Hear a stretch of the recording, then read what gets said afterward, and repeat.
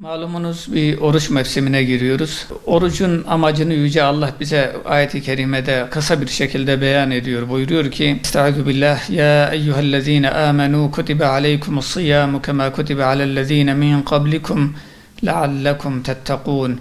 Ey müminler! Sizden öncekilere oruç farz kılındığı gibi size de farz kılınmıştır. Leallekum tettekûn. Umulur ki takvaya ulaşasınız diye. Yüce Allah orucun amacını bir anlamda bize takva olarak gösteriyor. Takva, malumunuz olduğu üzere insanın kendisini bütün haramlardan sakınması, Allah'ın azabından koruması için bütün haramlara karşı dikkatli olması anlamında, sorumluluğunun bilincinde olması tamam bir şekilde.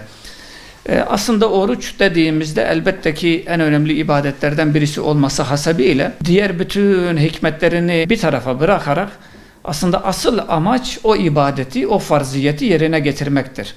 Oruç farzdır. Yüce Allah bize orucu farz kılmıştır. Ayet-i kerimede bizden öncekilere de farz kılındığı ifade ediliyor. Dolayısıyla bir Müslümanın yapması gereken, bunun faydaları nelerdir, hikmetleri ne kadardır, azdır, çoktur, ondan önce her şeyden önce bu ibadeti yerine getirmesi gerekiyor.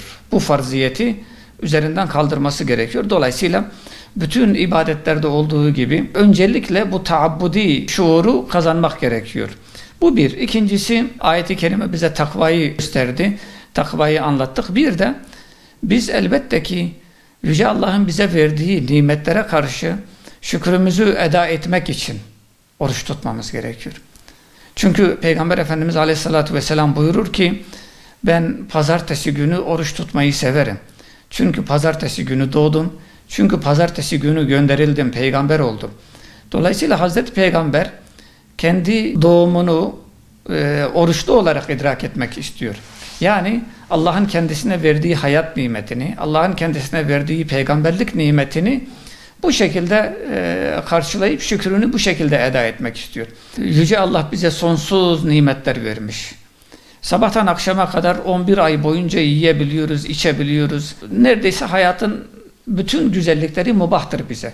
Dolayısıyla elbette ki bize bütün o nimetleri veren Yüce Allah'ı Ramazan ayında hatırlayıp onun için yemekten, içmekten kesilmemiz gerekiyor. Bu şükrümüzü eda etmenin güzel bir yoludur elbette. Oruç dediğimizde aklımıza nefsimize hakim olmak gelir.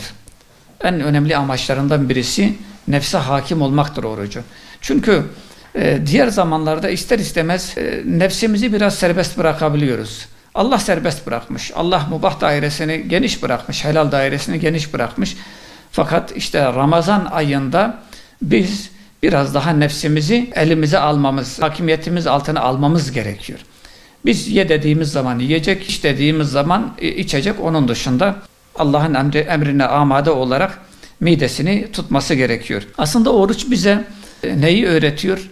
Asıl hedefimize odaklanmamız gerektiğini öğretiyor. Maalesef bir insan olarak dünyada yaşamamız hasebiyle bazen gaflete düşüyoruz ve zannediyoruz ki yemek için, içmek için, eğlenmek için, hayatımızı yaşamak için, günümüzü gün etmek için dünyaya geldiğimizi zannederiz. Halbuki asıl hedefimiz aslında ahireti kazanmak, cenneti kazanmak. Dolayısıyla oruç bize yemenin, içmenin bir hedef olmadığını, bir araç olduğunu bize hatırlatıyor. Oruç aynı zamanda bize açları, fakirleri anlamayı, onların halinden anlamayı bize öğretiyor. Bir seyr-i sülûk mevsimi olarak bize yoğunlaştırılmış bir kursa girmeyi, dolayısıyla kendimizi tamamen Allah'a vermeyi öğretiyor. Aslında hayatımızı ibadete çevirmeyi bize öğretiyor oruç. Çünkü sabahtan akşama kadar şu anda ortalama 16 saat oruçluyuz. Oruçluyuz demek ibadetin içerisindeyiz.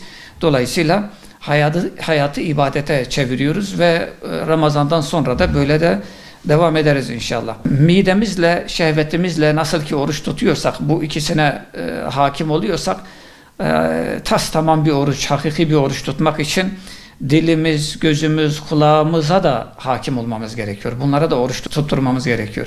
Çünkü mubah olan suyu bırakmak eğer orucun bir gereği ise haram olan gıybeti, iftirayı, küfrü, sövmeyi bırakmak elbette ki orucun bir gereğidir.